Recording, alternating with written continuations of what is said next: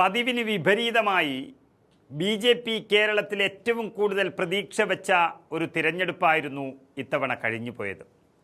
അമിത്ഷാ തന്നെ നേരിട്ട് വന്നു പറഞ്ഞത് 12 സീറ്റുകളിൽ കേരളത്തിൽ BJP ജയിക്കും എന്നുള്ളതായിരുന്നു. മുഖ്യമന്ത്രി പിണറായി വിജയൻ്റെ രഹസ്യ സഹായം കൂടിയാകുമ്പോൾ അതിനെല്ലാം സാധ്യതയുണ്ടെന്ന് പലരും പറയുകയും ചെയ്തു. എന്നാൽ അപ്പുറത്ത് പ്രത്യേകിച്ച് UDFൽ നല്ല ഉശിരുള്ള ആൺകുട്ടികൾ ഉള്ളതുകൊണ്ട് മാത്രം BJPയുടെ പ്രതീക്ഷകളെല്ലാം തകർന്ന് തരിപ്പണമായി എന്ന് പറയാം. നിയമസഭാ തെരഞ്ഞെടുപ്പ് കഴിയുന്നത് വരെ BJPയുടെ താണ്ഡവമായിരുന്നു പല മണ്ഡലങ്ങളിലും നമ്മൾ കണ്ടത്. കാസർഗോഡ്, മഞ്ചേശ്വരം, പാലക്കാട്, പാല, പൂഞ്ഞാർ, കായംകുളം, ചാത്തന്നൂർ, കഴക്കൂട്ടം, നേമം, വട്ടിയൂർക്കാവ് തുടങ്ങിയ മണ്ഡലങ്ങളിലെല്ലാം ജയിക്കുമെന്ന് പറഞ്ഞ് നടന്നവരാണ് BJP നേതാക്കൾ. എന്നാൽ കഴിഞ്ഞ വോട്ടെടുപ്പ് കഴിഞ്ഞതിന് ശേഷം അവരുടെ അനക്കമില്ല. കാരണം മറ്റൊന്നുമല്ല, UDF തരംഗമുണ്ടാകുമെന്നൊരു റിപ്പോർട്ട് വന്നതോടെ BJP പ്രതീക്ഷ വച്ചിരുന്ന പല മണ്ഡലങ്ങളിലും പരാജയം ഉറപ്പിക്കുകയാണവർ. സാക്ഷാൽ രാജീവ് ചന്ദ്രശേഖർ വരെ നിയമമണ്ഡലത്തിൽ തോൽക്കുമെന്ന റിപ്പോർട്ടുകളാണ് പുറത്തു വരുന്നത്. ഇതിന് കാരണമായത് UDF തരംഗം എന്നതിനപ്പുറം സ്ഥാനാർത്ഥികളുടെ മികവ് കൂടിയാണ്. അതായത് BJP ജയിക്കുമെന്ന് അവർ തന്നെ 100% ഉറപ്പിച്ച 3 മണ്ഡലങ്ങളായിരുന്നു തിരുവനന്തപുരം ജില്ലയിലെ നേമം, അതുപോലെ പാലക്കാട്, പിന്നെ മഞ്ചേശ്വരം എന്നീ മണ്ഡലങ്ങൾ. നിലവിൽ ആ 3ഇടത്തും 2ാം സ്ഥാനത്തായിരുന്നു BJP ഉണ്ടായിരുന്നത്. A ക്ലാസ് മണ്ഡലമായ ഈയിടത്ത് കോടികൾ വാരിയെറിഞ്ഞ് വിജയം നേടുമെന്ന് ഉറപ്പിക്കുകയും 3ഇടത്ത് BJP സ്ഥാനാർത്ഥികളായി നമ്പർ 1 നേതാക്കളെ തന്നെ നിർത്തുകയും ചെയ്തു. നേമത്താണെങ്കിൽ സംസ്ഥാന പ്രസിഡന്റ് രാജീവ് ചന്ദ്രശേഖർ ആണ് മത്സരിച്ചതെങ്കിൽ മഞ്ചേശ്വരത്ത് മുൻ അധ്യക്ഷൻ K സുരേന്ദ്രനായിരുന്നു സ്ഥാനാർത്ഥി. പാലക്കാട്ട് ദേശീയ നേതാവ് ശോഭാ സുരേന്ദ്രൻ സ്ഥാനാർത്ഥിയായി വന്നു. എന്നാൽ അവരുടെ എതിരാളികൾ എന്ന് പറയുന്നത് പാവം 3 ചെറുപ്പക്കാർ. നേമത്ത് യൂത്ത് കോൺഗ്രസിൻ്റെ മുൻ സംസ്ഥാന വൈസ് പ്രസിഡന്റ് KS ശബരിനാഥൻ, പാലക്കാട്ടാണെങ്കിൽ രാഷ്ട്രീയത്തിൻ്റെ ABCD പോലും എന്തെന്നറിയാത്ത സിനിമാ യുവനടൻ രമേശ് പിഷാരടി, മഞ്ചേശ്വരത്ത് സിറ്റിംഗ് MLA ആണെങ്കിലും യൂത്ത് ലീഗ് നേതാവായ 44 വയസ്സുകാരൻ AKM അഷറഫ് എന്നിവരാണ് എതിർ സ്ഥാനാർത്ഥികളായി ഉണ്ടായിരുന്നത്. കണക്കില്ലാത്ത തരത്തിൽ വലിച്ചെറിയുന്ന പണം കൊണ്ടും കേന്ദ്രത്തിലെ പല പദവികൾ കൊണ്ടുമെല്ലാം അട്ടിമറിക്കാമെന്നാണ് BJP കരുതിയത്. പക്ഷേ തെരഞ്ഞെടുപ്പ് കഴിഞ്ഞതോടെ അഭിപ്രായ സർവേകളും പ്രവചനങ്ങളും എല്ലാം BJPയെ അക്ഷരാർത്ഥത്തിൽ ഞെട്ടിച്ചിരിക്കുകയാണ്. അതായത് മഞ്ചേശ്വരത്തിൻ്റെ കാര്യം നമുക്കറിയാം. 2016ലും 2021ലും നിയമസഭാ തെരഞ്ഞെടുപ്പിൽ ശ്വാസമടക്കി പിടിച്ചുകൊണ്ട് കേട്ടുനിന്ന ഒരു തെരഞ്ഞെടുപ്പ് ഫലമായിരുന്നു മഞ്ചേശ്വരത്തേത്. 2016ൽ 89 വോട്ടിന് അബ്ദുൾ റസാഖും 2021ൽ കേവലം 745 വോട്ടിന് AKM അഷറഫും വിജയിച്ച മണ്ഡലമാണ്. രണ്ടിലും BJPയുടെ സ്ഥാനാർത്ഥിയായി അന്നും സുരേന്ദ്രൻ തന്നെയായിരുന്നു.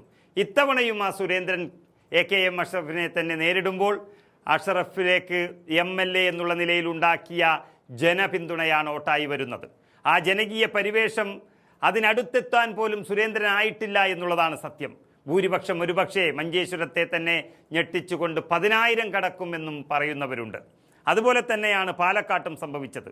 വൻ ഭൂരിപക്ഷത്തിൽ ജയിക്കുമെന്ന് പറഞ്ഞ ശോഭാ സുരേന്ദ്രൻ അവസാന നിമിഷം മുങ്ങിപ്പോകുന്ന കാഴ്ചയാണ് കണ്ടത്. രാഷ്ട്രീയത്തിൽ കന്നിക്കാരനായ UDFൻ്റെ രമേശ് പിഷാരടി നല്ല ആത്മസംയമനം പാലിക്കുകയും ശോഭാ സുരേന്ദ്രൻ ആകപ്പാടെ അലമ്പാകുകയും ചെയ്യുന്ന കാഴ്ചകൾ നമ്മൾ കണ്ടു. പരാജയഭീതി മൂത്തതോടെ UDF സ്ഥാനാർത്ഥിയെ റോഡിൽ തടഞ്ഞു. അതാകെ നാണക്കേടായി. അതിനുശേഷം ജനാധിപത്യത്തെ തന്നെ അട്ടിമറിക്കാൻ വീട് വീടാന്തരം കയറിയിറങ്ങി ശോഭാ സുരേന്ദ്രൻ്റെ നേതൃത്വത്തിൽ തന്നെ പണം കൊടുത്തതും ദൃശ്യങ്ങൾ സഹിതം പുറത്തു വന്നു. ശരിക്കും അയോഗ്യയാകുമെന്ന വാർത്തകൾ വന്നതോടെ ശോഭാ സുരേന്ദ്രൻ്റെ തോൽവി 100% ഉറപ്പായി. അതുകൂടാതെ സാരി വിവാദം വേറെ. ശോഭയ്ക്കും വോട്ട് കൊടുക്കാൻ സ്ത്രീകൾക്ക് BJP സാരി വാങ്ങിക്കൊടുത്തതും നാണക്കേടായി മാറി. അങ്ങനെ ശോഭാ സുരേന്ദ്രൻ തോറ്റു എന്നും പിഷാരടി വിജയിക്കുമെന്ന ഒരു സ്ഥിതിയിലാണ് പാലക്കാട് മണ്ഡലമുള്ളത്. ഇനി നേമമണ്ഡലത്തിലേക്ക് നോക്കുമ്പോൾ പാവം BJP അധ്യക്ഷൻ രാജീവ് ചന്ദ്രശേഖർ 6 മാസം മുൻപേ തന്നെ സ്വയം സ്ഥാനാർത്ഥിയായി പ്രഖ്യാപനം നടത്തി ജയിക്കുമെന്നുറപ്പിച്ച് പോരാട്ടം കാഴ്ചവെച്ച് അവസാനം ഇപ്പോൾ തോൽക്കുമെന്നൊരു സ്ഥിതിയിലെത്തിയിരിക്കുന്നു. ശക്തമായ ത്രികോണ മത്സരമാണ് നടന്നത്.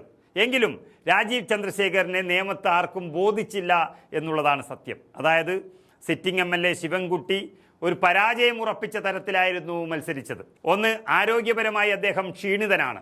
മറ്റൊന്ന്, പിണറായിയുടെ നിർദ്ദേശപ്രകാരം BJPയുടെ വിജയമുറപ്പിക്കാൻ ശിവൻകുട്ടി വെറുതെ ഒരു ഡമ്മി സ്ഥാനാർത്ഥിയായി നിൽക്കുകയായിരുന്നു എന്നൊരു കാര്യം മണ്ഡലത്തിൽ വ്യാപകമായി ചർച്ച ചെയ്തു. കാരണം മറ്റു മന്ത്രിമാർ പോലും അറിയാതെ രാത്രിക്ക് രാത്രി RSSന്റെ പാഠ്യപദ്ധതിയിൽ ഒപ്പുവെച്ച് കേന്ദ്രത്തിനും നരേന്ദ്രമോദിക്കും മുന്നിൽ തലകുലിച്ച് നിന്ന മന്ത്രിയാണ് ശിവൻകുട്ടി. അതുപോലെ തന്നെ RSSന്റെ തൊഴിലാളി പ്രസ്ഥാനമായ BMSന് പോലും എതിർത്ത് നിന്ന തൊഴിൽ നയത്തിന് കേന്ദ്രത്തിന് കൈകൊടുത്തതും ഇതേ ശിവൻകുട്ടി തന്നെയാണ്. അങ്ങനെ മന്ത്രിയായും മേയറായും തിരുവനന്തപുരത്തിൻ്റെ രാജാവായും കുറേ കാലം കഴിച്ചുകൂട്ടിയ ശിവൻകുട്ടി എന്ന നേതാവ് ഈ തെരഞ്ഞെടുപ്പിലെല്ലാം മതിയാക്കി കിട്ടിയതും കൊണ്ട് വീട്ടിലിരിക്കാമെന്നൊരു തീരുമാനം എടുത്തുവെന്നൊരു കാര്യം നേമത്തുകാർ മനസ്സിലാക്കി. അതോടെ ആ BJP വിരുദ്ധ വോട്ടുകളെല്ലാം തന്നെ KS ശബരീനാഥിന് പോയി എന്നാണ് പുറത്തുവരുന്ന വിവരം. മാത്രമല്ല തിരുവനന്തപുരത്തിൻ്റെ പൊന്നോമനയായിരുന്ന G കാർത്തികേയൻ എന്ന മനുഷ്യൻ്റെ മകൻ ഇവിടെയുള്ളപ്പോൾ ഈ മലയാളം പോലും നേരെ അറിയാത്ത രാജീവ് ചന്ദ്രശേഖരന് എന്തിനോ വോട്ട് ചെയ്യണം എന്നാണ് അവരുടെ ചോദ്യം. അതോടെ നാട്ടുകാർ ചതി മനസ്സിലാക്കി KS ശബരീനാഥനൊപ്പം ചേർന്നു എന്നും 4500ഓളം വോട്ടുകൾക്ക് ശബരീനാഥൻ വിജയിക്കും എന്ന കണക്കാണ് ഇപ്പോൾ പുറത്തു വരുന്നത്. അതോടെ അവസാനം എല്ലാം നഷ്ടപ്പെട്ടാൽ വന്ന വഴിക്ക് തന്നെ തിരിച്ചു പോകും എന്ന കാര്യത്തിൽ ഉറച്ചു നിൽക്കുകയാണ് രാജീവ് ചന്ദ്രശേഖർ. ഏതായാലും BJP കുറച്ചു ദിവസം മുൻപ് വരെ ഉറപ്പിച്ചിരുന്ന നേമം, പാലക്കാട്, മഞ്ചേശ്വരം എന്നീ 3 മണ്ഡലങ്ങൾ UDFന്റെ യുവനേതാക്കൾ തൂക്കിയെടുത്തു എന്നുള്ളതാണ് യാഥാർത്ഥ്യം.